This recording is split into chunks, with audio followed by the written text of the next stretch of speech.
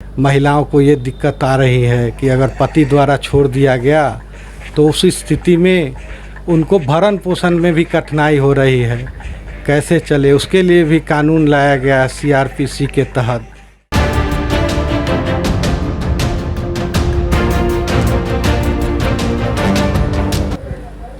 हाँ, नमस्कार साथियों, मैं कुंदन झा पूर्वांचल न्यूज़ नेशन में आप सभी का हार्दिक स्वागत करते हैं।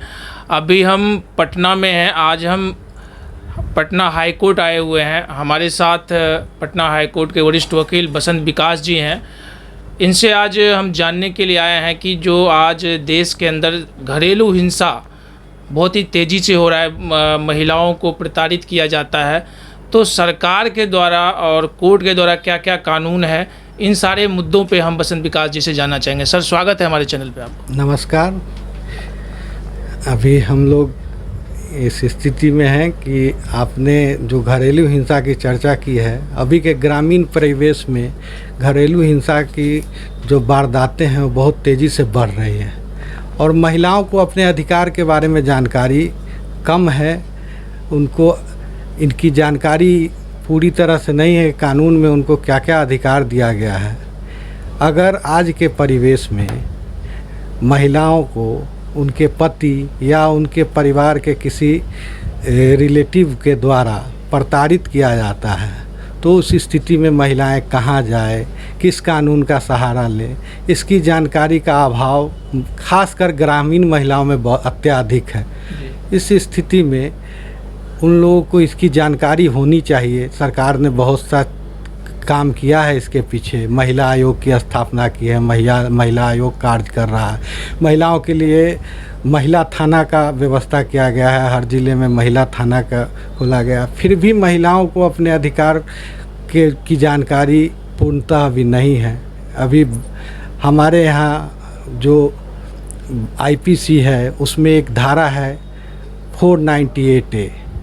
यह धारा महिलाओं को यह अधिकार देती है कि अगर उसके पति या उसके रिश्तेदार, पति या पति के रिश्तेदार अगर उन्हें प्रताड़ित करते हैं तो इस स्थिति में या तो थाना में जाके या कोर्ट में सीजीएम के समक्ष परिवाद पत्र दायर कर सकती हैं, जिसमें उनके द्वारा उनके पति या उनके पति के रिश्तेदार द्वारा जो प्रताड़ित किया जा रहा है उसका जिक्र करते हुए उनके खिलाफ वाद ला सकती हैं। साथ ही साथ सरकार ने अभी घरेलू हिंसा के लिए डोमेस्टिक वायलेंस एक्ट लाया है, जिसके तहत भी वो वाद ला सकती हैं। इसके साथ ही साथ महिलाओं को ये दिक्कत आ रही है कि अगर पति द्वारा छोड़ दिया गया तो उस स्थिति में उनको भरण पोषण में भी कठिनाई हो रही है। कैसे चले, उसके लिए भी कानून लाया गया सीआरपीसी के तहत। सीआरपीसी के तहत ये कानून है कि अगर उनको भरण पोषण चाहिए तो 125 सीआरपीसी एक सेक्शन है, जिसके अंतर्गत वो फैमिली कोर्ट में बात दायर कर सकती है और अपने पति से भरण पोषण का अधिकार मांग सकती है। इस स्थिति में इन बातों की जानकारी महिलाओं को होना अनिवार्य है। इस जानकारी के अभाव में महिलाओं को जो प्रदत्त शक्तियाँ हैं कानून के द्वारा उसका इस्तेमाल नहीं कर पाती हैं और जिससे उनको अपने विरुद्ध हो रही हिंसाओं के विरुद्ध कदम उठाने में कठिनाई प्रतीत होती है। एक चीज़ मैं आपसे जानना चाहूँगा कि जब शादी हो जाती है तो शादी के उपरांत हम लोग अक्सर देखते हैं कि जब ससुराल जाती हैं तो उनके साथ मारपीट भी किया जाता है। कई जगह से ऐसी खबरें निकल के आ रही है।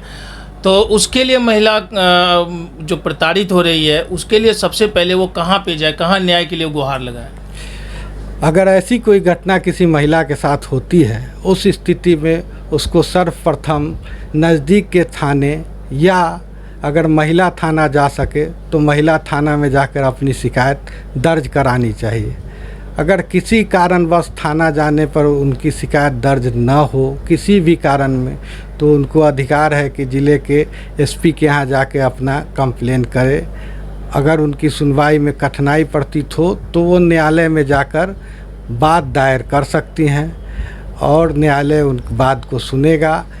और स्थिति ये है कि घरेलू हिंसा की जो वारदात है उसमें अगर उनकी स्थिति है कि उनको ज़्यादा मारा पीटा गया है और उनकी स्थिति थाने जाने लायक नहीं है, तो सर्वप्रथम अपने इलाज के लिए वो अस्पताल जाए और वहाँ भी अपना बयान अस्पताल में कहे कि ये हमारे साथ घटना हुई है। पुलिस बुला के वहाँ भी उनका बयान लिया जा सकता है नज़दीकी थाना के अधिकारियों द्वारा, और जिस क्षेत्र का वह है वहाँ जाके उस पर बात दायर हो जाएगा। एक चीज़ और वकील साहब मैं आपसे जानना चाहूँगा कि कुछ स्टेज ऐसे होते हैं कि शुरू में प्रताड़ित होने के बाद एफआईआर होता है, एफआईआर के बाद फिर कोर्ट में मामला आता है, लेकिन अगर बाद में अगर सुलह का रास्ता हो, फिर से अगर पति पत्नी में आपसी सामंजस्य हो जाए, तो उसको कैसे समझौता योग्य बनाया जाएगा? देखिए, कानून में जो 498A का केस है वो कंपाउंडेबल तो नहीं है, लेकिन सुप्रीम कोर्ट ने बहुत सा जजमेंट दिया है और स्थिति है कि अभी जिला स्तर पर, राज्य स्तर पर मीडिएशन सेंटर की स्थापना हुई है मध्यस्थता कराने हेतु।